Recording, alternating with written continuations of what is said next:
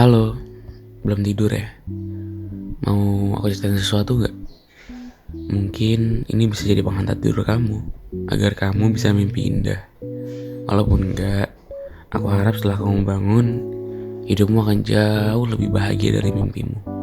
Kalaupun enggak, setidaknya kamu harus tahu bahwa bahagia punya mata untuk memilih kepada siapa dia harus berpijak.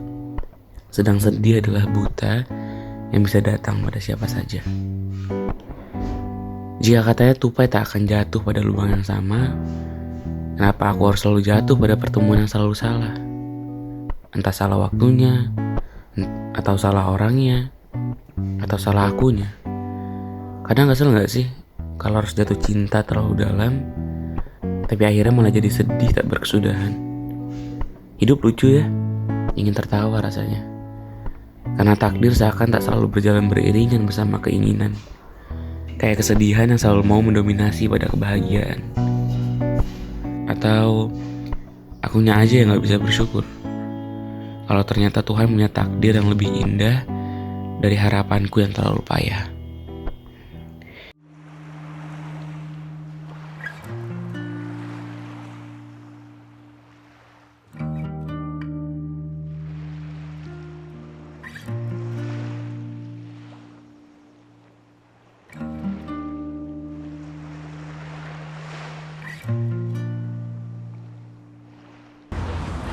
Akhirnya liburan juga kita.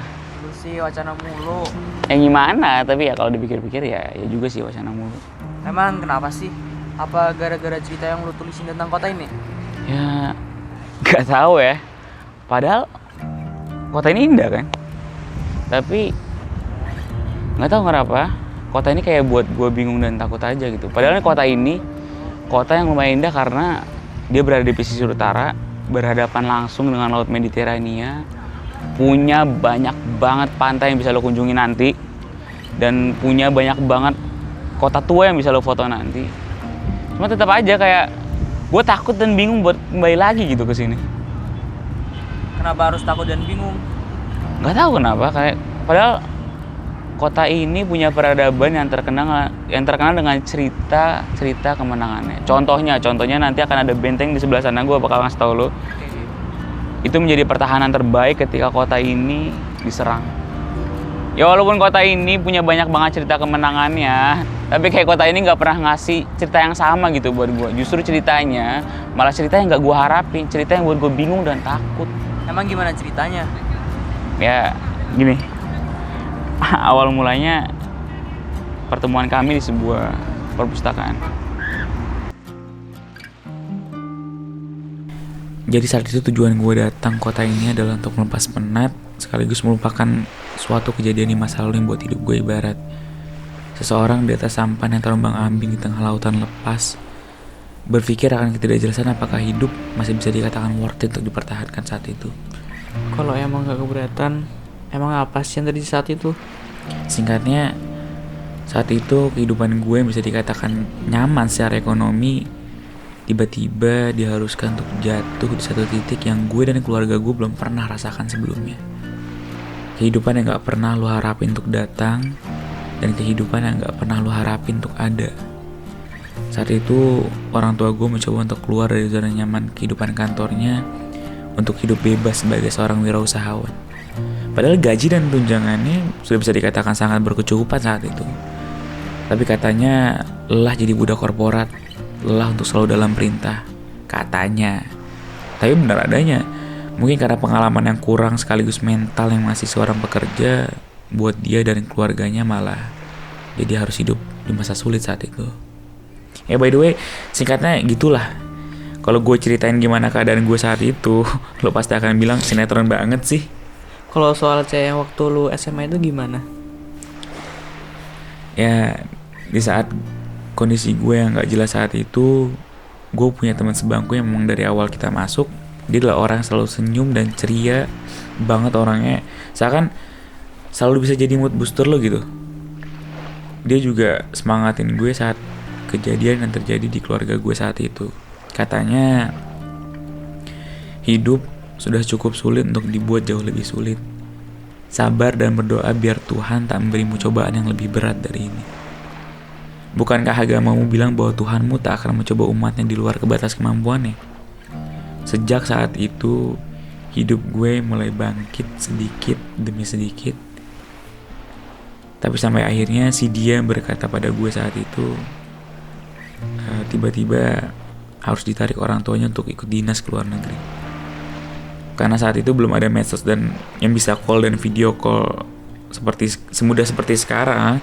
Jadi komunikasi kami pun terputus bersama dengan kepergiannya. Nah makanya gue saat itu coba untuk pergi ke negara, khususnya kota ini, untuk menenangkan diri sekaligus untuk melupakan semuanya. BTW, ngapa gue jadi curhat ya? Mending gue ceritain tentang sejarah kota ini, mau? Hayu lah gaskeun. Oke.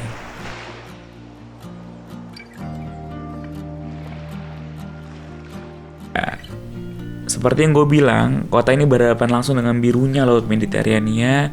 Bibir pantai dihiasi hamparan pasir putih kekuningan. Dari segi usia, kota ini tergolong menjadi kota tua. Kota ini dibangun oleh seorang penguasa Kaisar Makedonia, sebuah kota di timur Laut Yunani. Beliau pernah memimpin kekaisaran terbesar di masa sejarah kuno saat itu. Nah, saat dia berhasil menaklukkan negara ini, terbangunlah kota megah bertemakan ala-ala cita rasa arsitek Romawi ini. Setelah ini gue akan ajak lo ke perpustakaan terbesar di kota ini, sekaligus awal mula kenapa gue tuliskan cerita tentang kota ini. Ayo lah. Oke. Nah, ini adalah perpustakaan terbesar di kota ini. Sejarahnya saat itu, saat proses penyerangan pada kota ini, banyak sekali yang harus menjadi korban, termasuk 400 buku yang hancur karena serangan yang terjadi pada kota ini. Tapi karena penyesalan si penyerang dan dia minta maaf dan menebus kesalahannya dengan menyumbangkan 200.000 buku untuk ratu yang berkuasa pada negara ini saat itu. Tahu gak sih?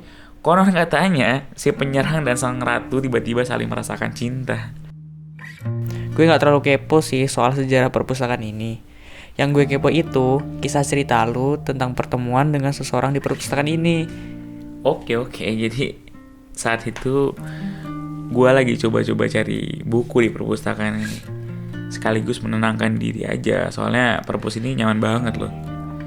Nah pas lagi muter-muter di perpus, entah kenapa dari kejauhan pandangan gue tiba-tiba menuju ke sosok perempuan yang mukanya kalau gue lihat nih Asia banget.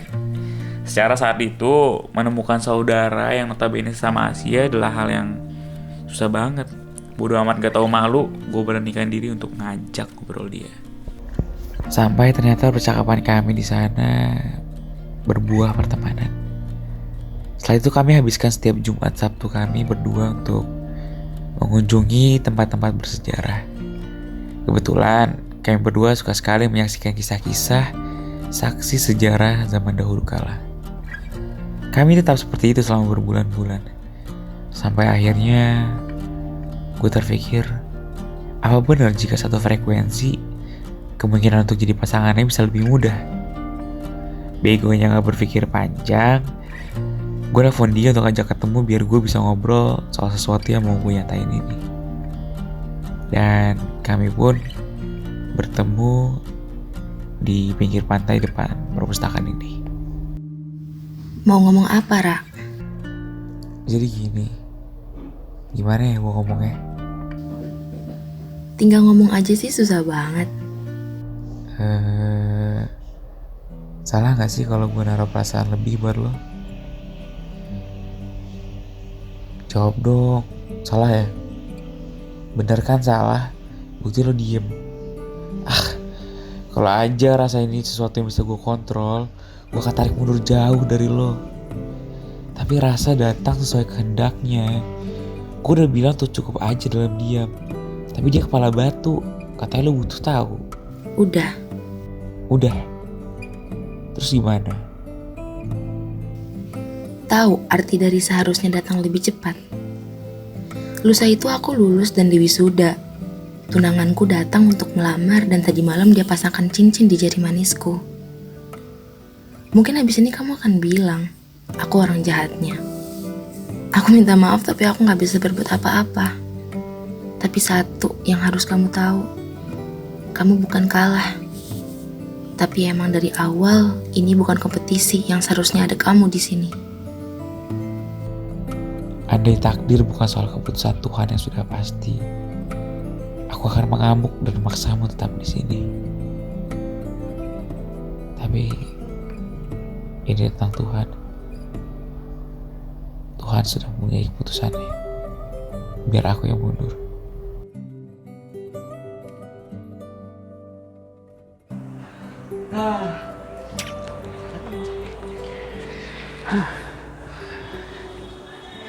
Ya, kira-kira gitulah kenapa gue takut untuk inget lagi tentang kenangan di kota ini. Aku jadi bad mood sih kalau ceritain lagi. Ya udah, hari ini kita udahin dulu aja. Tapi kalau udah gak bad mood, ceritain ke gue lagi ya tentang kisah-kisah selanjutnya. Oke, siap Pak Bos.